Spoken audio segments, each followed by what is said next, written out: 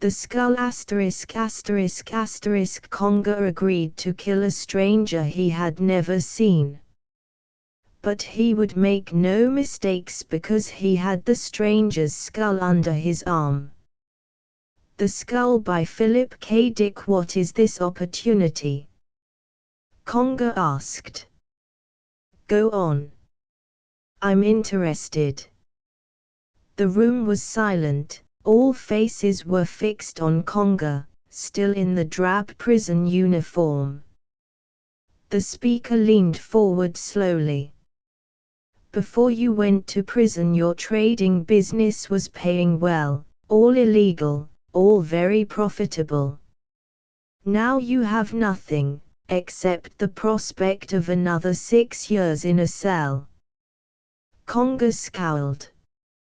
There is a certain situation, very important to this council, that requires your peculiar abilities. Also, it is a situation you might find interesting. You were a hunter, were you not? You've done a great deal of trapping, hiding in the bushes, waiting at night for the game. I imagine hunting must be a source of satisfaction to you. The chase, the stalking, Conga sighed. His lips twisted. All right, he said. Leave that out. Get to the point. Who do you want me to kill? The speaker smiled. All in proper sequence, he said softly. The car slid to a stop. It was night, there was no light anywhere along the street. Conga looked out. Where are we? What is this place? The hand of the guard pressed into his arm. Come. Through that door. Conga stepped down, onto the damp sidewalk. The guard came swiftly after him, and then the speaker. Conga took a deep breath of the cold air. He studied the dim outline of the building rising up before them. I know this place. I've seen it before. He squinted, his eyes growing accustomed to the dark. Suddenly he became alert. This is, yes, the first church. The speaker walked toward the steps. We're expected. Expected. Here. Yes. The speaker mounted the stairs. You know we're not allowed in their churches, especially with guns. He stopped. 2 armed soldiers loomed up ahead, one on each side. All right. The speaker looked up at them. They nodded. The door of the church was open. Conga could see other soldiers inside, standing about, young soldiers with large eyes, gazing at the icons and holy images. I see, he said. It was necessary, the speaker said. As you know, we have been singularly unfortunate in the past in our relations with the First Church. This won't help. But it's worth it. You will see. They passed through the hall and into the main chamber where the altarpiece was, and the kneeling places. The speaker scarcely glanced at the altar as they passed by. He pushed open a small side door and beckoned Conga through. In here. We have to hurry. The faithful will be flocking in soon. Conga entered, blinking. They were in a small chamber, low-ceilinged, with dark panels of old wood. There was a smell of ashes and smoldering spices in the room. He sniffed. What's that? The smell. Cups on the wall. I don't know. The speaker crossed impatiently to the far side. According to our information, it is hidden here by this. Conga looked around the room. He saw books and papers, holy signs and images. A strange low shiver went through him. Does my job involve anyone of the church? If it does, the speaker turned, astonished. Can it be that you believe in the founder? Is it possible, a hunter, a killer? No. Of course not. All their business about resignation to death, non-violence, what is it, then? Conga shrugged. I've been taught not to mix with such as these. They have strange abilities. And you can't reason with them. The speaker studied Conga thoughtfully. You have the wrong idea. It is no one here that we have in mind. We've found that killing them only tends to increase their numbers. Then why come here? Let's leave. No. We came for something important. Something you will need to identify your man. Without it you won't be able to find him. A trace of a smile crossed the speaker's face. We don't want you to kill the wrong person. It's too important. I don't make mistakes. Conga's chest rose. Listen, speaker, this is an unusual situation, the speaker said. You see, the person you are after, the person that we are sending you to find, is known only by certain objects here. They are the only traces, the only means of identification. Without them, what are they? He came toward the speaker. The speaker moved to one side. Look, he said. He drew a sliding wall away, showing a dark square hole. In there. Conga squatted down, staring in. He frowned. A skull. A skeleton. The man you are after has been dead for 2 centuries, the speaker said. This is all that remains of him. And this is all you have with which to find him. For a long time Conga said nothing. He stared down at the bones, dimly visible in the recess of the wall. How could a man dead centuries be killed? How could he be stalked, brought down? Conga was a hunter, a man who had lived as he pleased, where he pleased.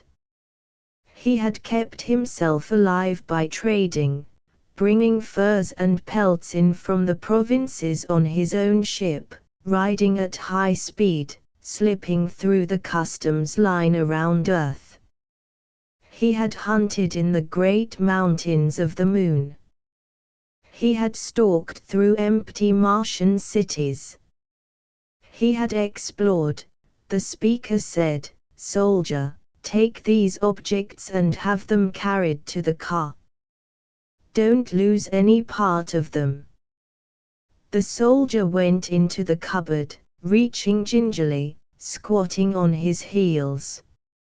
It is my hope, the speaker continued softly, to Conga, that you will demonstrate your loyalty to us, now. There are always ways for citizens to restore themselves, to show their devotion to their society.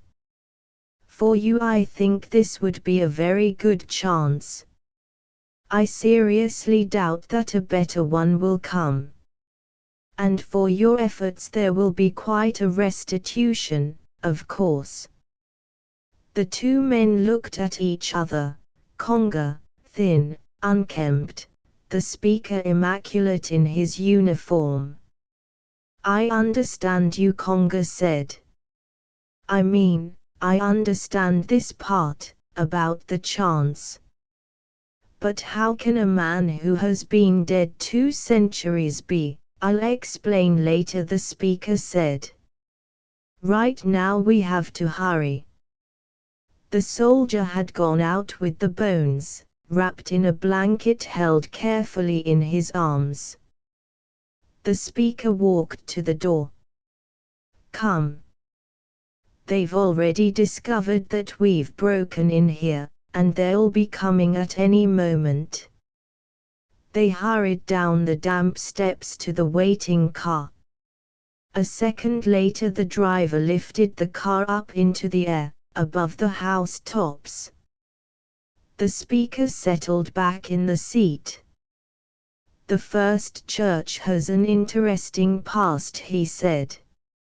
"I suppose you are familiar with it, but I'd like to speak of a few points that are of relevancy to us.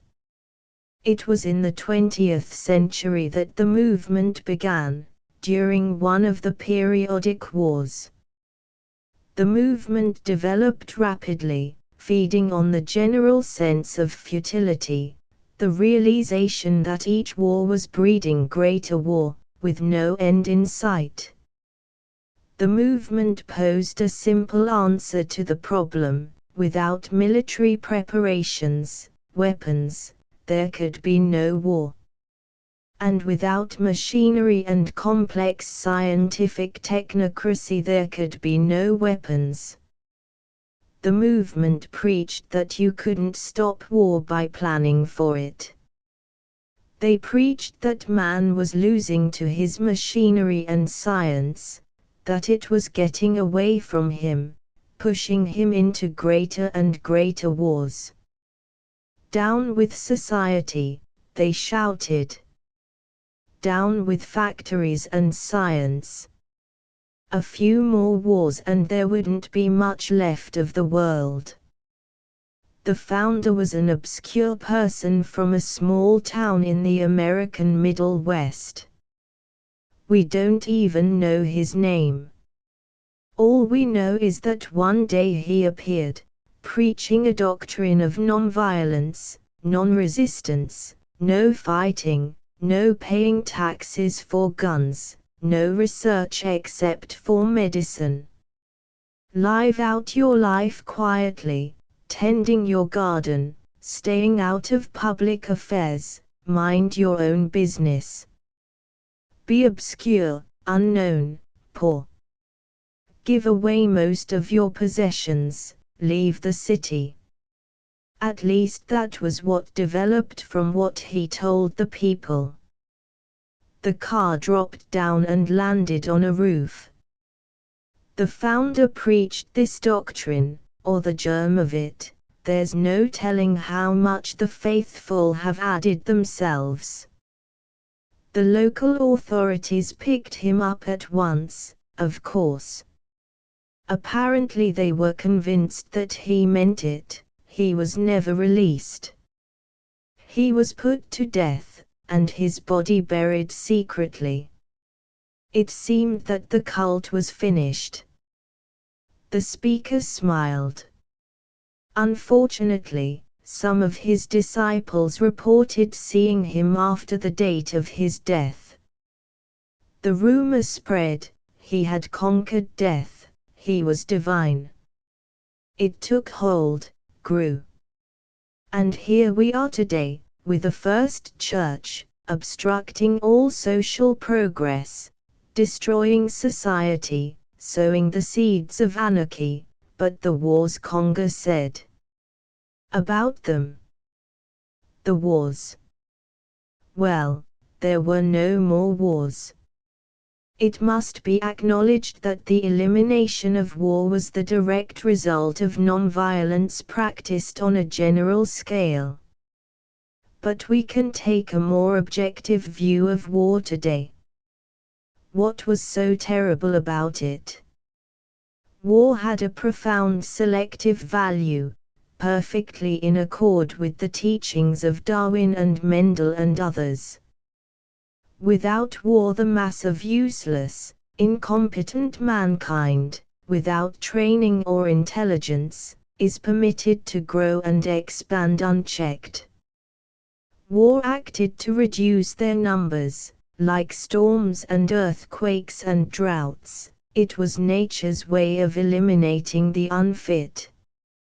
Without war, the lower elements of mankind have increased all out of proportion. They threaten the educated few, those with scientific knowledge and training, the ones equipped to direct society. They have no regard for science or a scientific society, based on reason. And this movement seeks to aid and abet them. Only when scientists are in full control can He looked at his watch and then kicked the car door open. I'll tell you the rest as we walk. They crossed the dark roof. Doubtless you now know whom those bones belonged to, who it is that we are after. He has been dead just 2 centuries, now, this ignorant man from the Middle West, this founder. The tragedy is that the authorities of the time acted too slowly. They allowed him to speak, to get his message across. He was allowed to preach, to start his cult. And once such a thing is underway, there's no stopping it.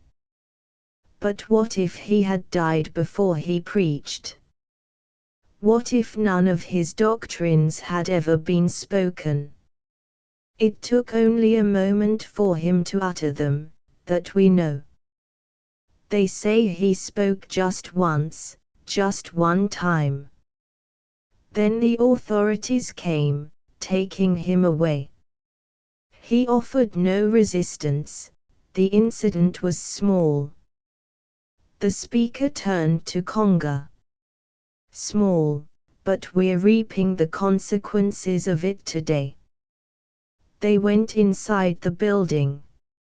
Inside, the soldiers had already laid out the skeleton on a table. The soldiers stood around it, their young faces intense. Conga went over to the table, pushing past them. He bent down, staring at the bones. So these are his remains, he murmured. The founder. The church has hidden them for 2 centuries. Quite so, the speaker said. But now we have them. Come along down the hall.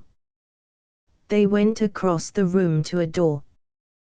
The speaker pushed it open. Technicians looked up. Conga saw machinery, whirring and turning, benches and retorts. In the center of the room was a gleaming crystal cage. The speaker handed a slim gun to Conga. The important thing to remember is that the skull must be saved and brought back, for comparison and proof. Aim low, at the chest. Conga weighed the gun in his hands. It feels good, he said. I know this gun, that is, I've seen them before, but I never used one. The speaker nodded. You will be instructed on the use of the gun and the operation of the cage. You will be given all data we have on the time and location. The exact spot was a place called Hudson's Field. About 1960, in a small community outside Denver, Colorado. And don't forget, the only means of identification you will have will be the skull. There are visible characteristics of the front teeth, especially the left incisor. Conga listened absently. He was watching 2 men in white carefully wrapping the skull in a plastic bag. They tied it and carried it into the crystal cage. And if I should make a mistake, pick the wrong man, then find the right one. Don't come back until you succeed in reaching this founder. And you can't wait for him to start speaking, that's what we must avoid. You must act in advance. Take chances, shoot as soon as you think you've found him. He'll be someone unusual, probably a stranger in the area. Apparently he wasn't known. Conga listened dimly. Do you think you have it all now? The speaker asked. Yes. I think so. Conga entered the crystal cage and sat down, placing his hands on the wheel. Good luck, the speaker said. We'll be awaiting the outcome. There's some philosophical doubt as to whether one can alter the past. This should answer the question once and for all. Conga fingered the controls of the cage. By the way, the speaker said, don't try to use this cage for purposes not anticipated in your job. We have a constant trace on it. If we want it back, we can get it back. Good luck. Conga said nothing. The cage was sealed. He raised his finger and touched the wheel control. He turned the wheel carefully. He was still staring at the plastic bag when the room outside vanished. For a long time there was nothing at all. Nothing beyond the crystal mesh of the cage. Thoughts rushed through Conga's mind, helter-skelter. How would he know the man? How could he be certain, in advance? What had he looked like? What was his name? How had he acted, before he spoke? Would he be an ordinary person, or some strange outlandish crank? Conga picked up the slim gun and held it against his cheek. The metal of the gun was cool and smooth. He practiced moving the sight. It was a beautiful gun, the kind of gun he could fall in love with. If he had owned such a gun in the Martian desert, on the long nights when he had lain, cramped and numbed with cold, waiting for things that moved through the darkness, he put the gun down and adjusted the meter readings of the cage. The spiraling mist was beginning to condense and settle. All at once forms wavered and fluttered around him. Colors, sounds, movements filtered through the crystal wire. He clamped the controls off and stood up. He was on a ridge overlooking a small town. It was high noon. The air was crisp and bright. A few automobiles moved along a road. Off in the distance were some level fields. Conga went to the door and stepped outside. He sniffed the air. Then he went back into the cage. He stood before the mirror over the shelf, examining his features. He had trimmed his beard, they had not got him to cut it off, and his hair was neat. He was dressed in the clothing of the middle 20th century, the odd collar and coat, the shoes of animal hide. In his pocket was money of the times. That was important. Nothing more was needed. Nothing, except his ability, his special cunning. But he had never used it in such a way before. He walked down the road toward the town. The first things he noticed were the newspapers on the stands. The 5th of April, 1961. He was not too far off. He looked around him. There was a filling station, a garage, some taverns, and a 10-cent store. Down the street was a grocery store and some public buildings. A few minutes later he mounted the stairs of the little public library and passed through the doors into the warm interior. The librarian looked up, smiling. "Good afternoon," she said. He smiled, not speaking because his words would not be correct, accented and strange, probably. He went over to a table and sat down by a heap of magazines. For a moment he glanced through them. Then he was on his feet again. He crossed the room to a wide rack against the wall. His heart began to beat heavily.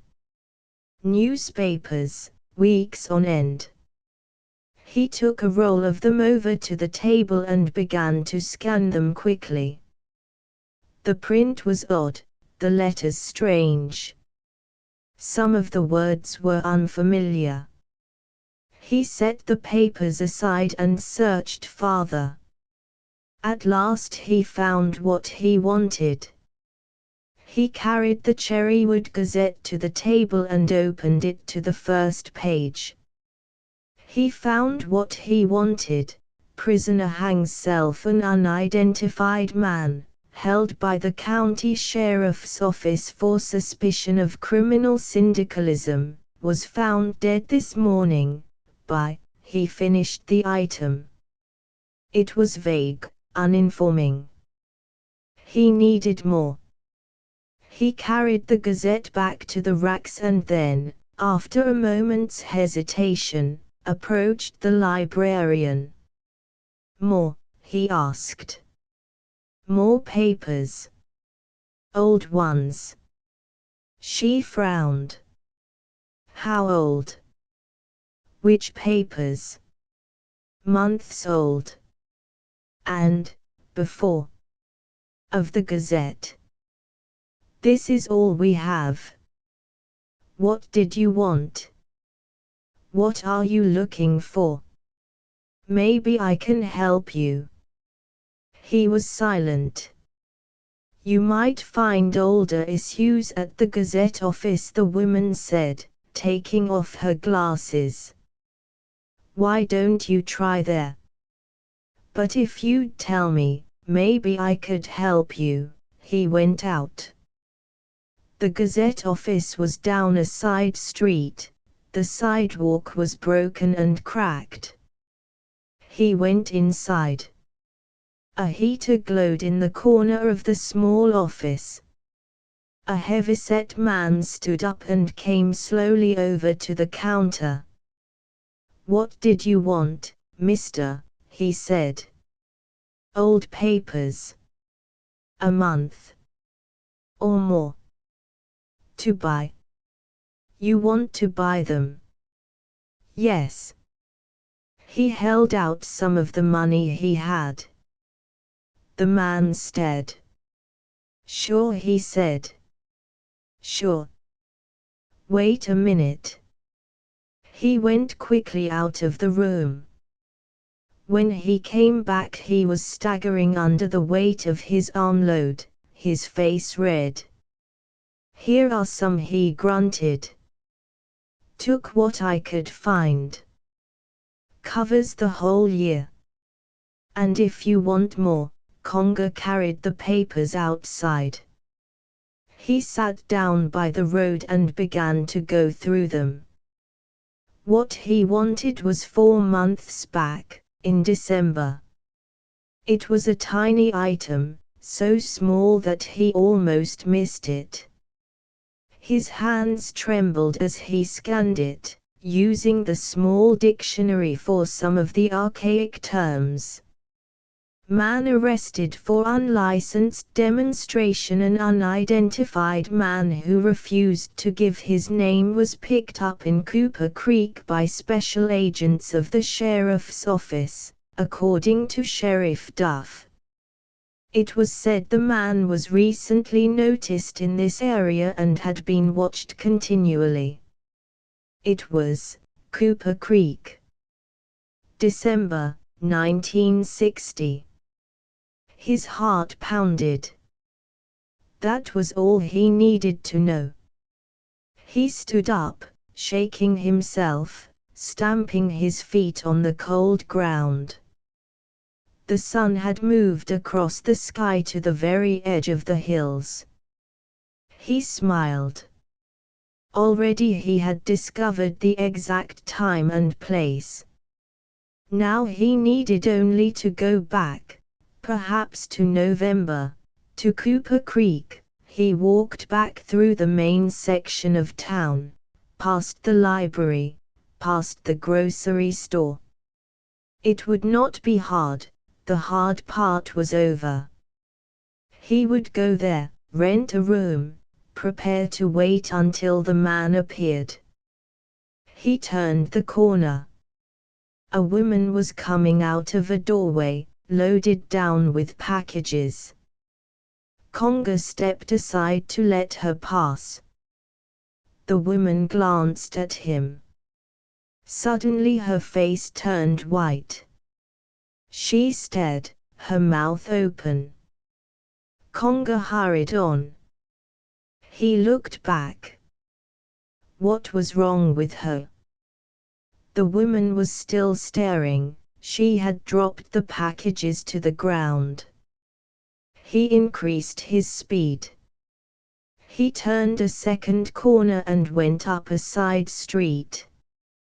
When he looked back again, the woman had come to the entrance of the street and was starting after him. A man joined her, and the two of them began to run toward him. He lost them and left the town, striding quickly, easily, up into the hills at the edge of town. When he reached the cage, he stopped. What had happened? Was it something about his clothing? His dress? He pondered. Then, as the sun set, he stepped into the cage. Conga sat before the wheel. For a moment he waited, his hands resting lightly on the control. Then he turned the wheel, just a little, following the control readings carefully. The grayness settled down around him. But not for very long.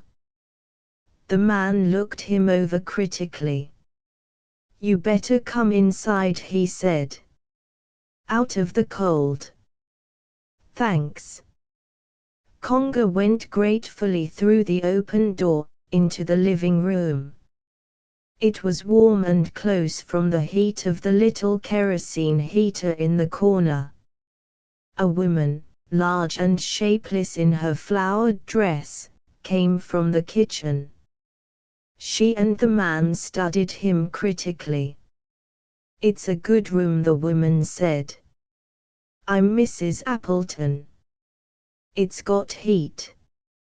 You need that this time of year." "Yes." He nodded, looking around. "You want to eat with us?" "What? You want to eat with us?" The man's brows knitted. "You're not a foreigner, are you, mister?" "No." He smiled. "I was born in this country. Quite far west, though." "California?" "No." He hesitated. "In Oregon." "What's it like up there?" Mrs. Appleton asked. "I hear there's a lot of trees and green." "It's so barren here." "I come from Chicago, myself." "That's the Middle West," the man said to her. "You ain't no foreigner." "Oregon isn't foreign," either, Conga said. "It's part of the United States." The man nodded absently. He was staring at Conga's clothing. "That's a funny suit you got on, mister," he said. "Where'd you get that?" Conga was lost. He shifted uneasily. "It's a good suit," he said. "Maybe I better go some other place, if you don't want me here." They both raised their hands protestingly. The woman smiled at him. "We just have to look out for those Reds. You know, the government is always warning us about them." "The Reds?" He was puzzled. "The government says they're all around. We're supposed to report anything strange or unusual, anybody doesn't act normal. Like me." They looked embarrassed.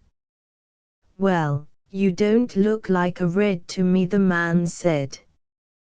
"But we have to be careful. The Tribune says." Conga half listened. It was going to be easier than he had thought. Clearly, he would know as soon as the founder appeared. These people, so suspicious of anything different, would be buzzing and gossiping and spreading the story. All he had to do was lie low and listen, down at the general store, perhaps.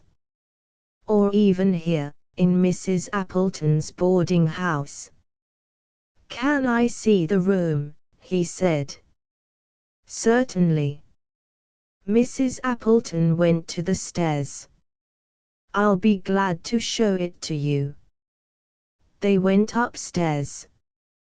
It was colder upstairs, but not nearly as cold as outside.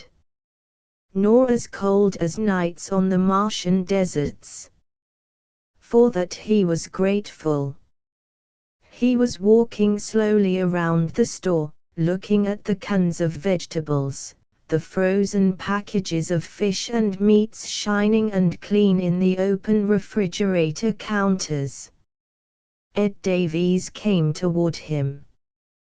"Can I help you?" he said. The man was a little oddly dressed, and with a beard.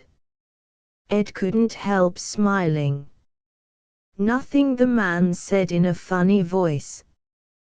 "Just looking." "Sure," Ed said. He walked back behind the counter. Mrs. Hackett was wheeling her cart up. "Who's he?" she whispered, her sharp face turned, her nose moving, as if it were sniffing. "I never seen him before. I don't know. Looks funny to me." "Why does he wear a beard?" "No one else wears a beard. Must be something the matter with him. Maybe he likes to wear a beard. I had an uncle who—" "Wait." Mrs. Hackett stiffened. "Didn't that, what was his name?" "The Red, that old one. Didn't he have a beard?" "Marx. He had a beard." Ed laughed. "This ain't Karl Marx. I saw a photograph of him once." Mrs. Hackett was staring at him. "You did?" "Sure." He flushed a little. "What's the matter with that?" "I'd sure like to know more about him," Mrs. Hackett said. "I think we ought to know more, for our own good. Hey, mister. Want a ride?" Conga turned quickly, dropping his hand to his belt. He relaxed. Two young kids in a car, a girl and a boy. He smiled at them. A ride? Sure. Conga got into the car and closed the door. Bill Willett pushed the gas and the car roared down the highway. I appreciate a ride, Conga said carefully. I was taking a walk between towns, but it was farther than I thought. Where are you from? Laura Hunt asked. She was pretty, small and dark, in her yellow sweater and blue skirt. From Cooper Creek. Cooper Creek, Bill said. He frowned. That's funny. I don't remember seeing you before. Why, do you come from there? I was born there. I know everybody there. I just moved in. From Oregon. From Oregon. I didn't know Oregon people had accents. Do I have an accent? You use words funny. How? I don't know. Doesn't he, Laura? You slur them, Laura said, smiling. Talk some more. I'm interested in dialects. She glanced at him, white-teethed. Conga felt his heart constrict. I have a speech impediment. Oh. Her eyes widened. I'm sorry. They looked at him curiously as the car purred along. Conga for his part was struggling to find some way of asking them questions without seeming curious. I guess people from out of town don't come here much, he said. Strangers? No. Bill shook his head. Not very much. I'll bet I'm the first outsider for a long time. I guess so. Conga hesitated. A friend of mine, someone I know, might be coming through here. Where do you suppose I might? He stopped. Would there be anyone certain to see him? Someone I could ask, make sure I don't miss him if he comes. They were puzzled. Just keep your eyes open. Cooper Creek isn't very big. No. That's right. They drove in silence. Conga studied the outline of the girl. Probably she was the boy's mistress. Perhaps she was his trial wife. Or had they developed trial marriage back so far? He could not remember. But surely such an attractive girl would be someone's mistress by this time. She would be 16 or so, by her looks. He might ask her sometime, if they ever met again. The next day Conga went walking along the one main street of Cooper Creek. He passed the general store, the 2 filling stations, and then the post office. At the corner was the soda fountain. He stopped. Laura was sitting inside, talking to the clerk. She was laughing, rocking back and forth. Conga pushed the door open. Warm air rushed around him. Laura was drinking hot chocolate, with whipped cream. She looked up in surprise as he slid into the seat beside her. I beg your pardon, he said. Am I intruding? No. She shook her head. Her eyes were large and dark. Not at all. The clerk came over. What do you want? Conga looked at the chocolate. Same as she has. Laura was watching Conga, her arms folded, elbows on the counter. She smiled at him. By the way, you don't know my name. Laura Hunt. She was holding out her hand. He took it awkwardly, not knowing what to do with it. Conga is my name, he murmured. Conga. Is that your last or first name? Last or first? He hesitated. Last. Omar Conga. Omar. She laughed. That's like the poet, Omar Khayyam. I don't know of him. I know very little of poets. We restored very few works of art. Usually only the church has been interested enough, he broke off. She was staring. He flushed. Where I come from, he finished. The church. Which church do you mean? The church. He was confused. The chocolate came and he began to sip it gratefully. Laura was still watching him. You're an unusual person, she said. Bill didn't like you, but he never likes anything different. He's so prosaic. Don't you think that when a person gets older he should become broadened in his outlook? Conga nodded. He says foreign people ought to stay where they belong, not come here. But you're not so foreign. He means Orientals, you know. Conga nodded. The screen door opened behind them. Bill came into the room. He stared at them. Well, he said. Conga turned. Hello. Well. Bill sat down. Hello, Laura. He was looking at Conga. I didn't expect to see you here.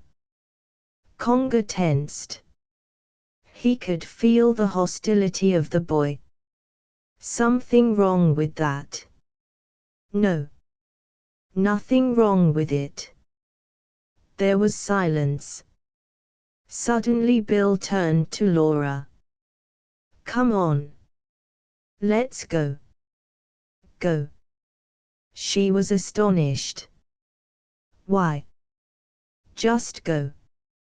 He grabbed her hand. Come on. The car's outside. Why, Bill Willett, Laura said. You're jealous. Who is this guy? Bill said. Do you know anything about him? Look at him, his beard, she flared. So what? Just because he doesn't drive a Packard and go to Cooper High. Conga sized the boy up. He was big and strong. Probably he was part of some civil control organization. Sorry, Conga said. I'll go. What's your business in town? Bill asked. What are you doing here? Why are you hanging around Laura? Conga looked at the girl. He shrugged. No reason. I'll see you later. He turned away. And froze. Bill had moved. Conga's fingers went to his belt. Half pressure, he whispered to himself. No more. Half pressure. He squeezed. The room leaped around him. He himself was protected by the lining of his clothing, the plastic sheathing inside. My God, Laura put her hands up. Conga cursed. He hadn't meant any of it for her. But it would wear off. There was only a half amp to it. It would tingle, and paralyze. He walked out the door without looking back. He was almost to the corner when Bill came slowly out, holding on to the wall like a drunken man. Conga went on. As Conga walked, restless, in the night, a form loomed in front of him. He stopped, holding his breath. "Who is it?" a man's voice came. Conga waited, tense. "Who is it?" the man said again. He clicked something in his hand. A light flashed. Conga moved. "It's me," he said. "Who is me?" "Conga is my name. I'm staying at the Appletons' place." "Who are you?" The man came slowly up to him. He was wearing a leather jacket. There was a gun at his waist. "I'm Sheriff Duff. I think you're the person I want to talk to. You were in Bloom's today, about 3 o'clock. "Bloom's?" "The fountain. Where the kids hang out." Duff came up beside him, shining his light into Conga's face. Conga blinked. "Turn that thing away," he said. A pause. "All right." The light flickered to the ground. "You were there.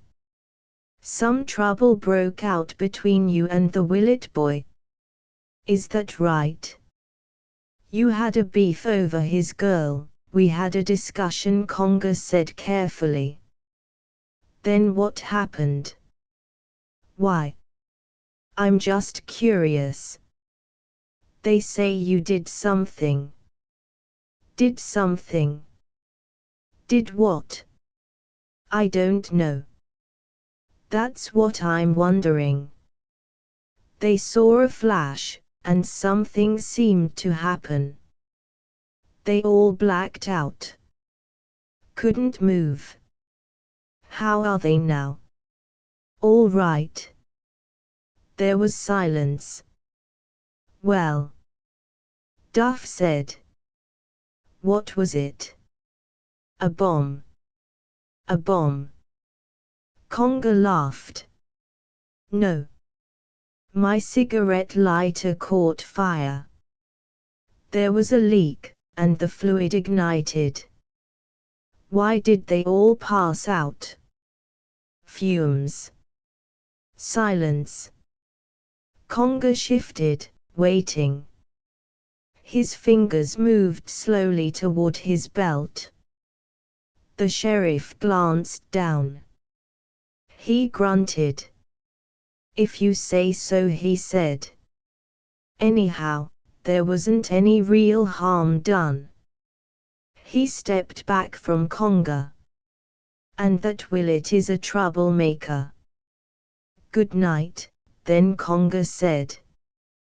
He started past the sheriff. "One more thing, Mr. Conga. Before you go. You don't mind if I look at your identification, do you?" "No. Not at all." Conga reached into his pocket. He held his wallet out. The sheriff took it and shined his flashlight on it. Conga watched, breathing shallowly. They had worked hard on the wallet, studying historic documents, relics of the times, all the papers they felt would be relevant. Duff handed it back. "Okay. Sorry to bother you." The light winked off. When Conga reached the house, he found the Appletons sitting around the television set. They did not look up as he came in. He lingered at the door. "Can I ask you something?" he said. Mrs. Appleton turned slowly. "Can I ask you, what's the date?" "The date?" She studied him. "The 1st of December." "December 1st. Why, it was just November." They were all looking at him. Suddenly he remembered. In the 20th century they still used the old 12-month system. November fed directly into December, there was no Quartember between. He gasped. Then it was tomorrow. The 2nd of December. Tomorrow. "Thanks," he said. "Thanks." He went up the stairs. What a fool he was, forgetting. The founder had been taken into captivity on the 2nd of December, according to the newspaper records. Tomorrow, only 12 hours hence, the founder would appear to speak to the people and then be dragged away. The day was warm and bright. Conga's shoes crunched the melting crust of snow. On he went, through the trees heavy with white. He climbed a hill and strode down the other side, sliding as he went. He stopped to look around. Everything was silent. There was no one in sight. He brought a thin rod from his waist and turned the handle of it. For a moment nothing happened. Then there was a shimmering in the air. The crystal cage appeared and settled slowly down. Conga sighed. It was good to see it again. After all, it was his only way back. He walked up on the ridge. He looked around with some satisfaction, his hands on his hips. Hudson's field was spread out, all the way to the beginning of town. It was bare and flat, covered with a thin layer of snow. Here, the founder would come. Here, he would speak to them. And here the authorities would take him. Only he would be dead before they came. He would be dead before he even spoke. Conga returned to the crystal globe. He pushed through the door and stepped inside. He took the slim gun from the shelf and screwed the bolt into place. It was ready to go, ready to fire. For a moment he considered. Should he have it with him? No. It might be hours before the founder came, and suppose someone approached him in the meantime. When he saw the founder coming toward the field, then he could go and get the gun. Conga looked toward the shelf. There was the neat plastic package. He took it down and unwrapped it. He held the skull in his hands, turning it over. In spite of himself, a cold feeling rushed through him.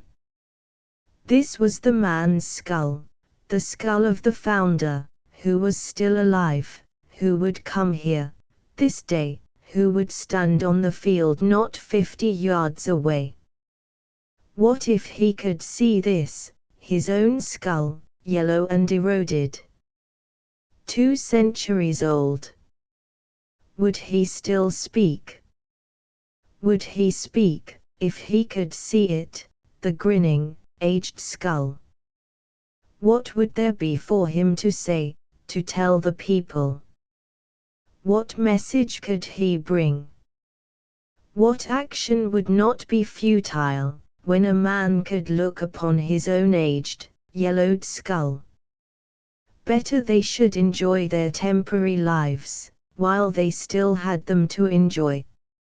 A man who could hold his own skull in his hands would believe in few causes, few movements. Rather, he would preach the opposite, a sound. Conga dropped the skull back on the shelf and took up the gun. Outside something was moving. He went quickly to the door, his heart beating. Was it he?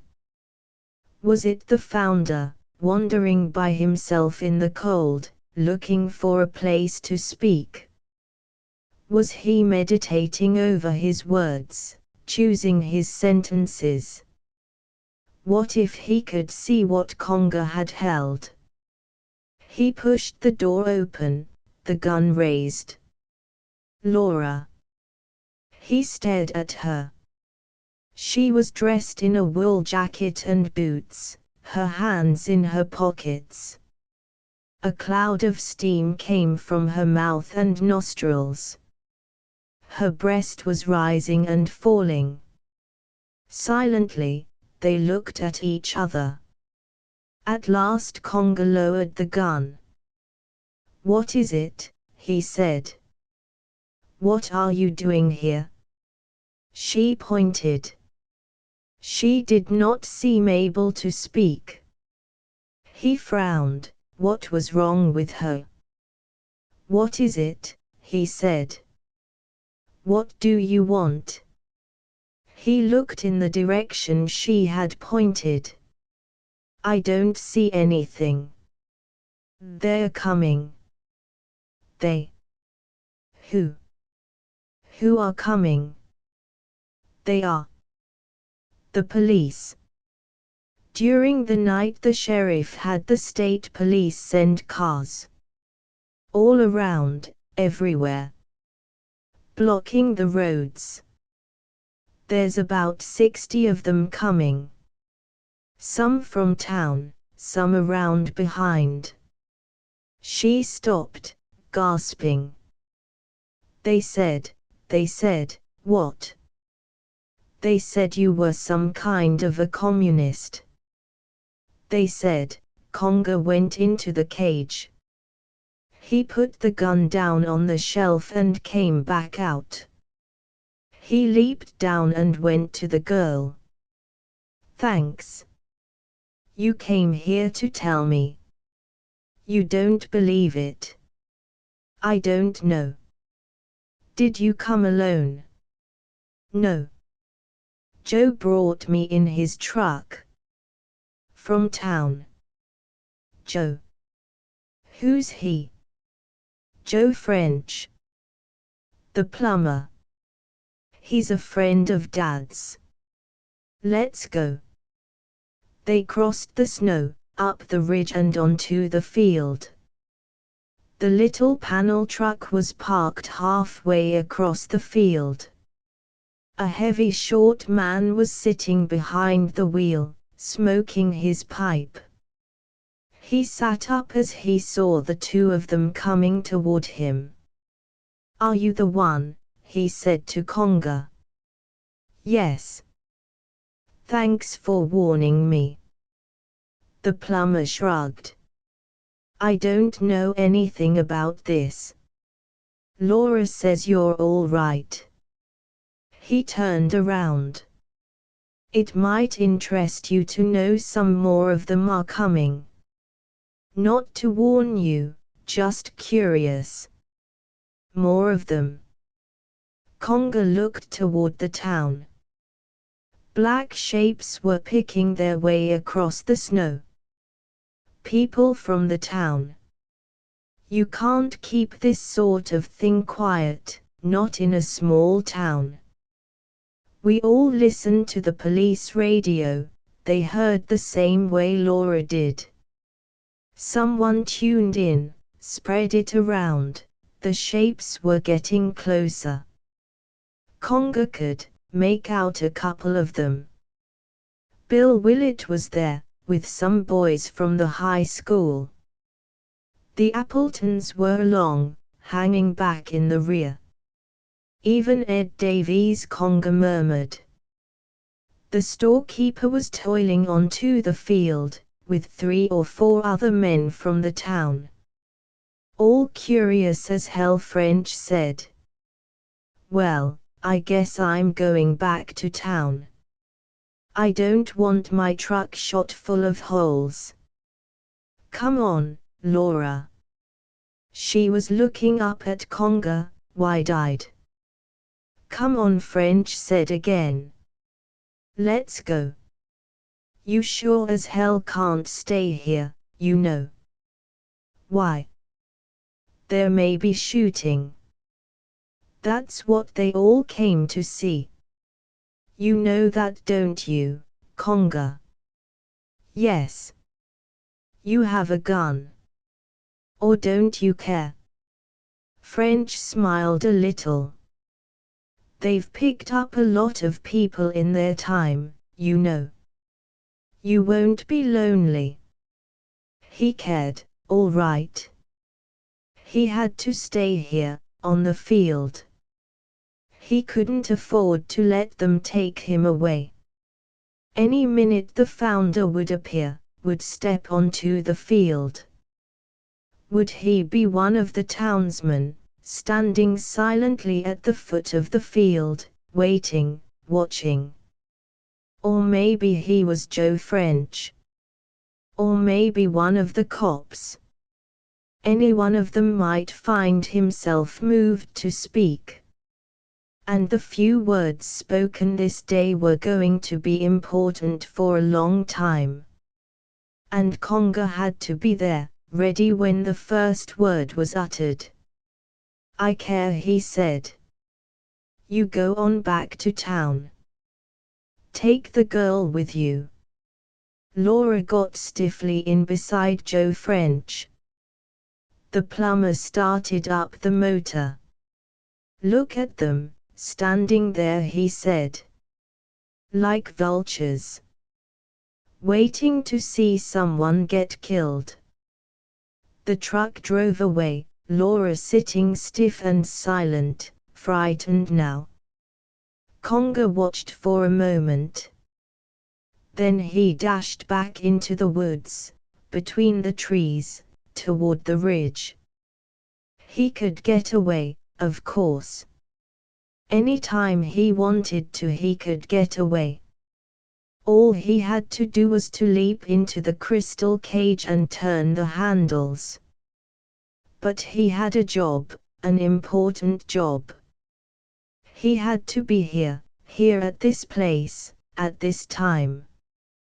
He reached the cage and opened the door. He went inside and picked up the gun from the shelf. The slim gun would take care of them. He notched it up to full count. The chain reaction from it would flatten them all, the police, the curious, sadistic people. They wouldn't take him. Before they got him, all of them would be dead. He would get away. He would escape. By the end of the day they would all be dead, if that was what they wanted, and he saw the skull. Suddenly he put the gun down.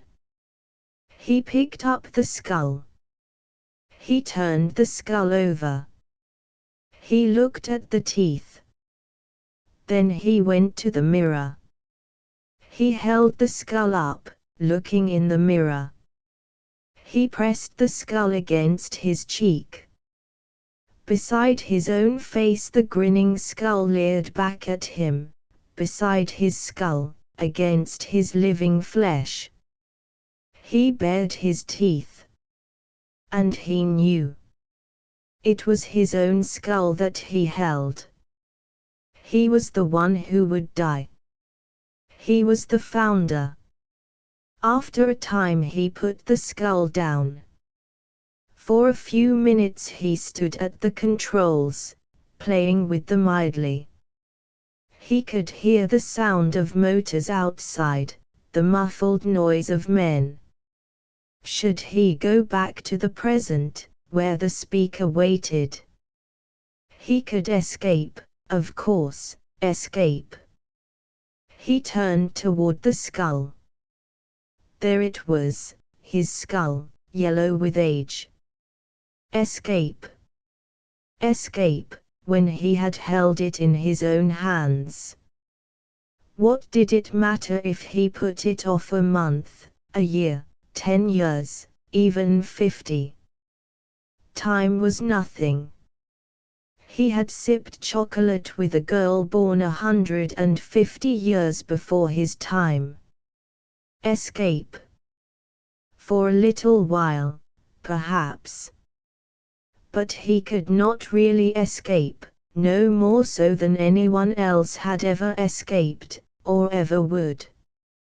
Only, he had held it in his hands, his own bones, his own death's head. They had not. He went out the door and across the field, empty-handed. There were a lot of them standing around, gathered together, waiting. They expected a good fight, they knew he had something. They had heard about the incident at the fountain. And there were plenty of police with guns and tear gas, creeping across the hills and ridges, between the trees, closer and closer. It was an old story, in this century. One of the men tossed something at him. It fell in the snow by his feet, and he looked down. It was a rock. He smiled. "Come on," one of them called. "Don't you have any bombs? Throw a bomb. You with the beard. Throw a bomb. Let 'em have it. Toss a few bombs." They began to laugh. He smiled. He put his hands to his hips. They suddenly turned silent, seeing that he was going to speak. "I'm sorry," he said simply. "I don't have any bombs." "You're mistaken." There was a flurry of murmuring. "I have a gun," he went on. "A very good one. Made by science even more advanced than your own. But I'm not going to use that, either." They were puzzled. "Why not?" someone called. At the edge of the group an older woman was watching. He felt a sudden shock. He had seen her before. Where? He remembered. The day at the library. As he had turned the corner he had seen her. She had noticed him and been astounded. At the time, he did not understand why. Conga grinned. So he would escape death, the man who right now was voluntarily accepting it. They were laughing at a man who had a gun but didn't use it. But by a strange twist of science he would appear again, a few months later, after his bones had been buried under the floor of a jail. And so, in a fashion, he would escape death. He would die, but then, after a period of months, he would live again, briefly, for an afternoon. An afternoon. Yet long enough for them to see him, to understand that he was still alive. To know that somehow he had returned to life. And then, finally, he would appear once more, after 200 years had passed. 2 centuries later. He would be born again, born, as a matter of fact, in a small trading village on Mars. He would grow up, learning to hunt and trade. A police car came on the edge of the field and stopped. The people retreated a little. Conga raised his hands. I have an odd paradox for you, he said. Those who take lives will lose their own. Those who kill will die. But he who gives his own life away will live again. They laughed, faintly, nervously. The police were coming out, walking toward him. He smiled. He had said everything he intended to say. It was a good little paradox he had coined. They would puzzle over it, remember it. Smiling, Conga awaited a death foreordained. The end. Transcriber's note: this text was produced from If Worlds of Science Fiction, September 1952. Extensive research did not uncover any evidence that the U.S. copyright on this publication was renewed. Minor spelling and typographical errors have been corrected without note. Asterisk asterisk asterisk End of the Project Gutenberg ebook The Skull asterisk asterisk asterisk Updated editions will replace the previous one. The old editions will be renamed. Creating the works from print editions not protected by U.S. copyright law means that no one owns a United States copyright in these works, so the Foundation, and you, can copy and distribute it in the United States without permission and without paying copyright royalties. Special rules set forth in the general terms of use part of this license, apply to copying and distributing Project Gutenberg trademark symbol electronic works to protect the Project Gutenberg trademark symbol concept and trademark. Project Gutenberg is a registered trademark, and may not be used if you charge for an ebook, except by following the terms of the trademark license, including paying royalties for use of the Project Gutenberg trademark. If you do not charge anything for copies of this ebook, complying with the trademark license is very easy. You may use this ebook for nearly any purpose, such as creation of derivative works, reports, performances and research. Project Gutenberg ebooks may be modified and printed and given away. You may do practically anything in the United States with ebooks not protected by U.S. copyright law. Redistribution is subject to the trademark license, especially commercial redistribution. Start. Full license. The full Project Gutenberg license. Please read this before you distribute or use this work to protect the Project Gutenberg trademark symbol mission of promoting the free distribution of electronic works. By using or distributing this work, or any other work associated in any way with the phrase Project Gutenberg, you agree to comply with all the terms of the full Project Gutenberg trademark symbol license available with this file or online at www.gutenberg.org/license. Section 1. General Terms of Use and Redistributing Project Gutenberg Trademark Symbol Electronic Works 1.0.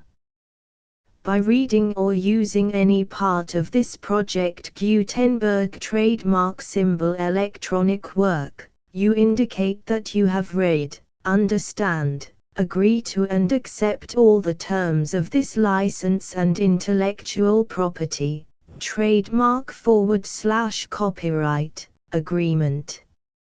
If you do not agree to abide by all the terms of this agreement, you must cease using and return or destroy all copies of Project Gutenberg trademark symbol electronic works in your possession. If you paid a fee for obtaining a copy of or access to a Project Gutenberg trademark symbol electronic work and you do not agree to be bound by the terms of this agreement, you may obtain a refund from the person or entity to whom you paid the fee as set forth in paragraph 1.e.8. 1.b Project Gutenberg is a registered trademark. It may only be used on or associated in any way with an electronic work by people who agree to be bound by the terms of this agreement. There are a few things that you can do with most Project Gutenberg trademark symbol electronic works even without complying with the full terms of this agreement. See paragraph 1.c below. There are a lot of things you can do with Project Gutenberg trademark symbol electronic works if you follow the terms of this agreement and help preserve free future access to Project Gutenberg trademark symbol electronic works. See paragraph 1.e below. 1.c The Project Gutenberg Literary Archive Foundation, the Foundation or PGLAF, owns a compilation copyright in the collection of Project Gutenberg trademark symbol electronic works. Nearly all the individual works in the collection are in the public domain in the United States. If an individual work is unprotected by copyright law in the United States and you are located in the United States, we do not claim a right to prevent you from copying, distributing, performing, displaying or creating derivative works based on the work as long as all references to Project Gutenberg are removed. Of course, we hope that you will support the Project Gutenberg trademark symbol mission of promoting free access to electronic works by freely sharing Project Gutenberg trademark symbol works in compliance with the terms of this agreement for keeping the Project Gutenberg trademark symbol name associated with the work. You can easily comply with the terms of this agreement by keeping this work in the same format with its attached full Project Gutenberg trademark symbol license when you share it without charge with others. 1.d The copyright laws of the place where you are located also govern what you can do with this work. Copyright laws in most countries are in a constant state of change.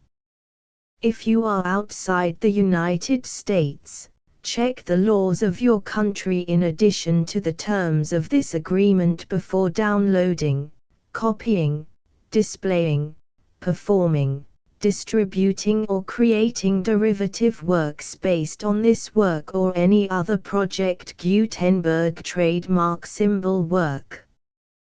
The Foundation makes no representations concerning the copyright status of any work in any country other than the United States. 1.e Unless you have removed all references to Project Gutenberg. 1.e.1 The following sentence, with active links to, or other immediate access to, the full Project Gutenberg trademark symbol license must appear prominently whenever any copy of a Project Gutenberg trademark symbol work, any work on which the phrase Project Gutenberg appears, or with which the phrase Project Gutenberg is associated, is accessed, displayed, performed, viewed, copied or distributed. This ebook is for the use of anyone anywhere in the United States and most other parts of the world at no cost and with almost no restrictions whatsoever. You may copy it, give it away or reuse it under the terms of the Project Gutenberg license included with this ebook or online at www.gutenberg.org. If you are not located in the United States, you will have to check the laws of the country where you are located before using this ebook. 1.e.2 If an individual Project Gutenberg trademark symbol electronic work is derived from texts not protected by U.S. copyright law, does not contain a notice indicating that it is posted with permission of the copyright holder, the work can be copied and distributed to anyone in the United States without paying any fees or charges. If you are redistributing or providing access to a work with the phrase Project Gutenberg associated with or appearing on the work, you must comply either with the requirements of paragraphs 1.e.1 through 1.e.7 or obtain permission for the use of the work and the Project Gutenberg trademark symbol trademark as set forth in paragraphs 1.e.8 or 1.e.9. 1.e.3 If an individual Project Gutenberg trademark symbol electronic work is posted with the permission of the copyright holder, your use and distribution must comply with both paragraphs 1.e.1 through 1.e.7 and any additional terms imposed by the copyright holder.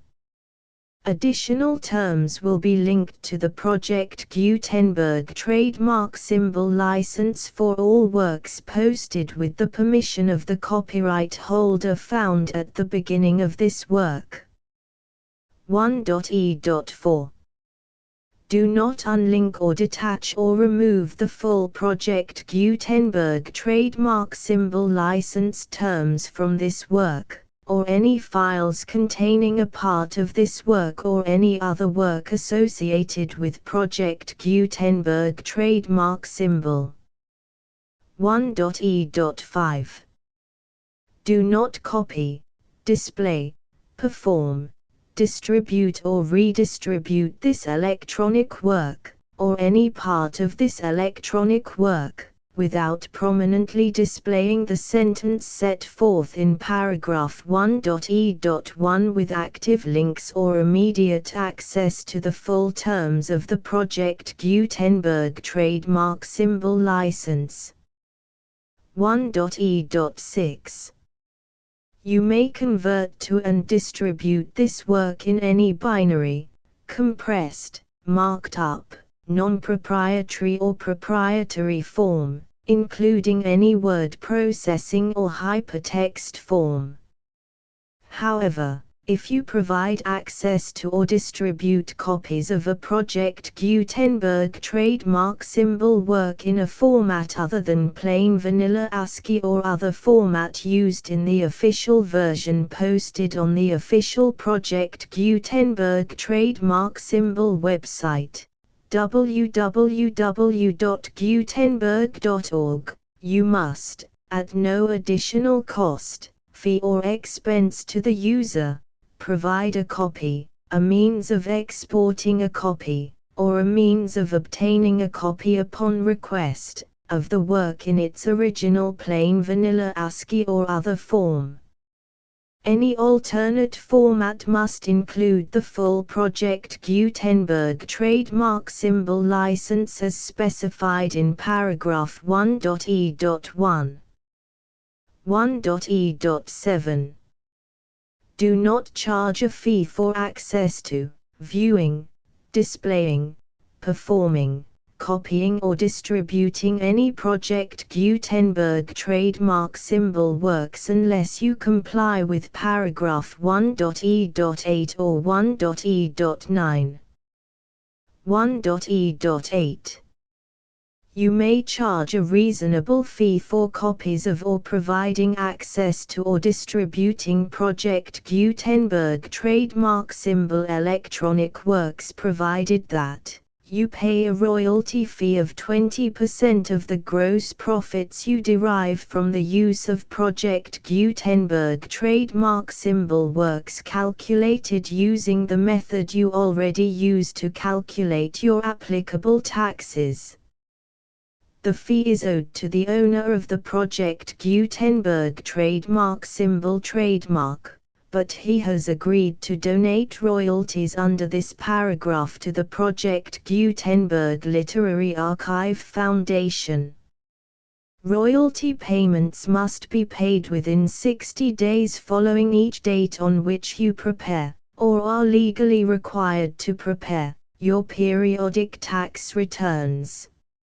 Royalty payments should be clearly marked as such and sent to the Project Gutenberg Literary Archive Foundation at the address specified in Section 4. Information about donations to the Project Gutenberg Literary Archive Foundation. You provide a full refund of any money paid by a user who notifies you in writing, or by email, within 30 days of receipt that he does not agree to the terms of the full Project Gutenberg trademark symbol license. You must require such a user to return or destroy all copies of the works possessed in a physical medium and discontinue all use of and all access to other copies of Project Gutenberg trademark symbol works. You provide, in accordance with paragraph 1.f.3, a full refund of any money paid for a work or a replacement copy, if a defect in the electronic work is discovered and reported to you within 90 days of receipt of the work.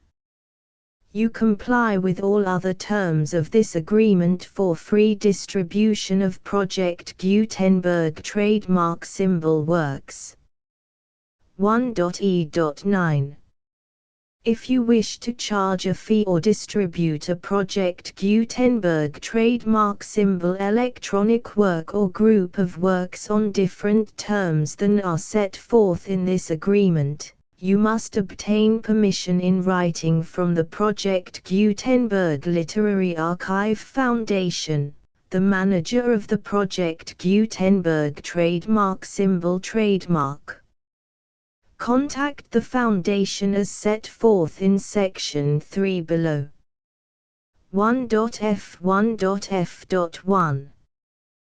Project Gutenberg volunteers and employees expend considerable effort to identify, do copyright research on, transcribe and proofread works not protected by U.S. copyright law in creating the Project Gutenberg trademark symbol collection.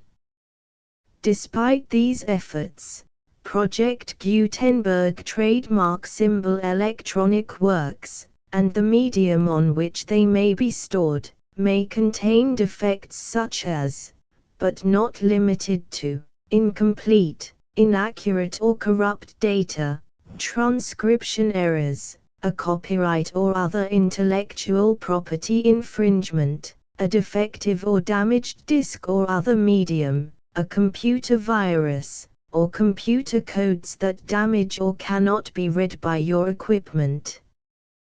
1.f.2.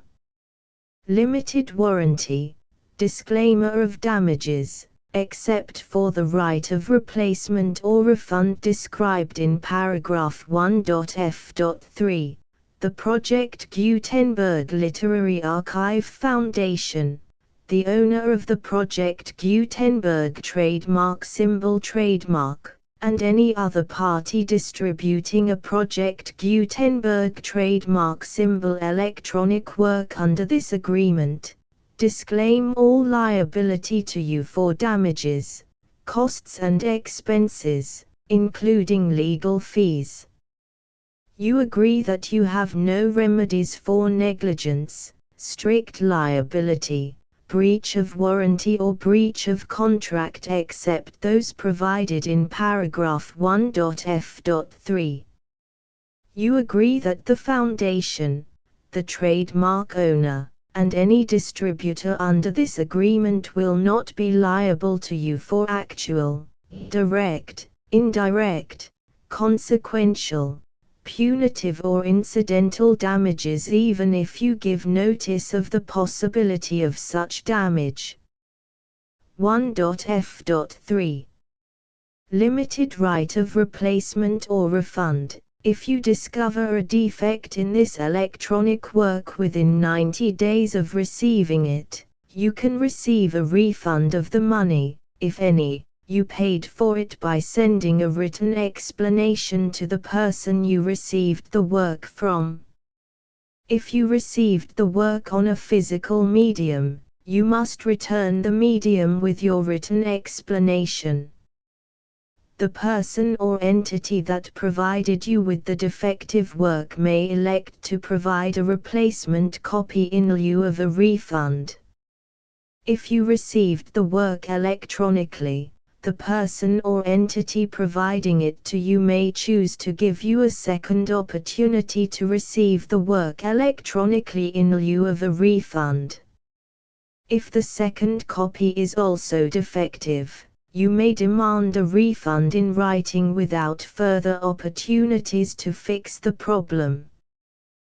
1.f.4 Except for the limited right of replacement or refund set forth in paragraph 1.f.3, this work is provided to you as is, with no other warranties of any kind, express or implied, including but not limited to warranties of merchantability or fitness for any purpose.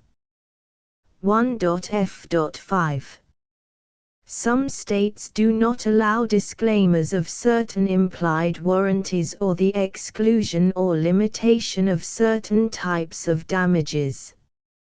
If any disclaimer or limitation set forth in this agreement violates the law of the state applicable to this agreement, the agreement shall be interpreted to make the maximum disclaimer or limitation permitted by the applicable state law.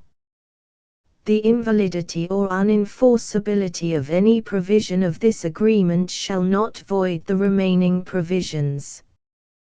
1.f.6 Indemnity. You agree to indemnify and hold the foundation, the trademark owner, any agent or employee of the foundation, anyone providing copies of Project Gutenberg trademark symbol electronic works in accordance with this agreement, and any volunteers associated with the production, promotion and distribution of Project Gutenberg trademark symbol electronic works, harmless from all liability, costs and expenses, including legal fees, that arise directly or indirectly from any of the following which you do or cause to occur. A. Distribution of this or any Project Gutenberg trademark symbol work. B. Alteration, modification, or additions or deletions to any Project Gutenberg trademark symbol work, and C. Any defect you cause. Section 2.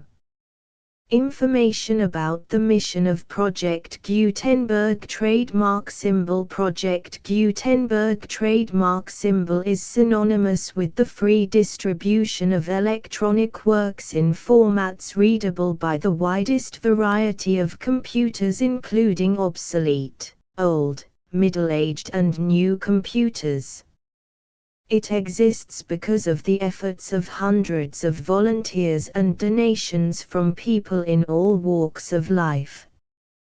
Volunteers and financial support to provide volunteers with the assistance they need are critical to reaching Project Gutenberg trademark symbol's goals and ensuring that the Project Gutenberg trademark symbol collection will remain freely available for generations to come. In 2001, The Project Gutenberg Literary Archive Foundation was created to provide a secure and permanent future for Project Gutenberg trademark symbol and future generations. To learn more about the Project Gutenberg Literary Archive Foundation and how your efforts and donations can help, see sections 3 and 4 and the Foundation information page at www.gutenberg.org. Section 3. Information about the Project Gutenberg Literary Archive Foundation. The Project Gutenberg Literary Archive Foundation is a non-profit 501(c)(3) educational corporation organized under the laws of the state of Mississippi and granted tax-exempt status by the Internal Revenue Service. The Foundation's IN or Federal Tax Identification Number is 64-6221541. Contributions to the Project Gutenberg Literary Archive Foundation are tax-deductible to the full extent permitted by U.S. federal laws and your state's laws. The Foundation's business office is located at 809 North 1500 West, Salt Lake City, UT 84116. 801-596-1887. Email contact links and up-to-date contact information can be found at the Foundation's website and official page at www.gutenberg.org/contact section 4.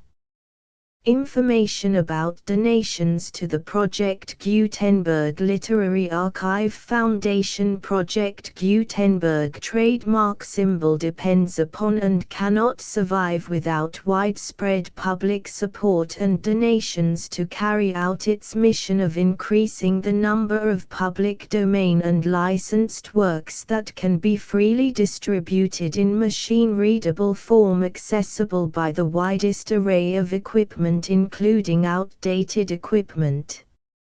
Many small donations, $1 to $5,000, are particularly important to maintaining tax-exempt status with the IRS.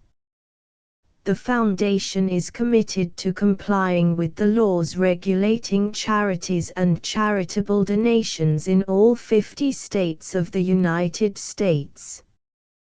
Compliance requirements are not uniform and it takes a considerable effort, much paperwork and many fees to meet and keep up with these requirements.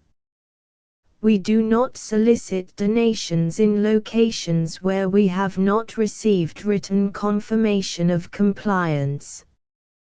To send donations or determine the status of compliance for any particular state, visit www.gutenberg.org/donate. While we cannot and do not solicit contributions from states where we have not met the solicitation requirements, we know of no prohibition against accepting unsolicited donations from donors in such states who approach us with offers to donate. International donations are gratefully accepted, but we cannot make any statements concerning tax treatment of donations received from outside the United States. U.S. laws alone swamp our small staff. Please check the Project Gutenberg web pages for current donation methods and addresses. Donations are accepted in a number of other ways including checks, online payments and credit card donations. To donate, please visit www.gutenberg.org/donate. Section 5. general information about Project Gutenberg trademark symbol electronic works. Professor Michael S. Hart was the originator of the Project Gutenberg trademark symbol concept of a library of electronic works that could be freely shared with anyone. For 40 years, he produced and distributed Project Gutenberg trademark symbol ebooks with only a loose network of volunteer support. Project Gutenberg trademark symbol ebooks are often created from several printed editions, all of which are confirmed as not protected by copyright in the US unless a copyright notice is included. Thus, we do not necessarily keep ebooks in compliance with any particular paper edition. Most people start at our website, which has the main PG search facility, www.gutenberg.org. This website includes information about Project Gutenberg trademark symbol, including how to make donations to the Project Gutenberg Literary Archive Foundation, how to help produce our new ebooks, and how to subscribe to our email newsletter to hear about new ebooks.